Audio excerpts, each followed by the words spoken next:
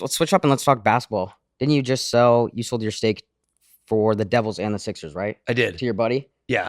And you couldn't do it. Is that because of the sports book? It became really complicated. Like I would say the leagues in general have tons of rules that make it impossible. Like for how big Fanatics is getting, when we were only in the merchandise business before we had thousands of individual contracts with athletes, before we had all these athletes that were investors in our company, before we were taking bets on our own team, before we had agents that were investors in the company. Like if there were a rule the leagues had that had to do with conflict, I think we found a way to not conform with the rule. So it just became too complicated. It was an easy decision for me because Fanatics, I have like the greatest opportunity in the world. And this is the thing I'm probably most excited about. Like, look, business turns me on more than anything.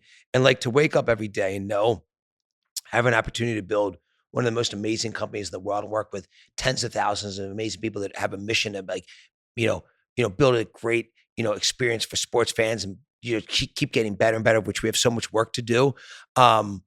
Like it's dreamy. And so I work around sports and technology with great people, great athletes, great entertainers, great business people, great associates. And so the Sixers became in the way of that. And so as soon as it was really in the way and it was inhibiting Fanatics, I was like, okay, I got to move on. Well, that's what I'm curious about. Like since you have Fanatics and you're so focused on that, how involved were you actually as an owner of the Sixers? I was pretty involved. And I'm still like, look, to be honest, and everyone knows this, it's a small world. I'm still pretty involved. I mean, first off, Joe and James are brothers to me. I mean, I love those guys and, they're family to me. Josh Harris and Blitz are family to me, who are the two primary owners of the team. Dave Edelman, who bought my stock in the Sixers, is family to me. So, the Sixers are family. It's, Fanatics makes you agnostic to sports. You almost like become numb to outcomes.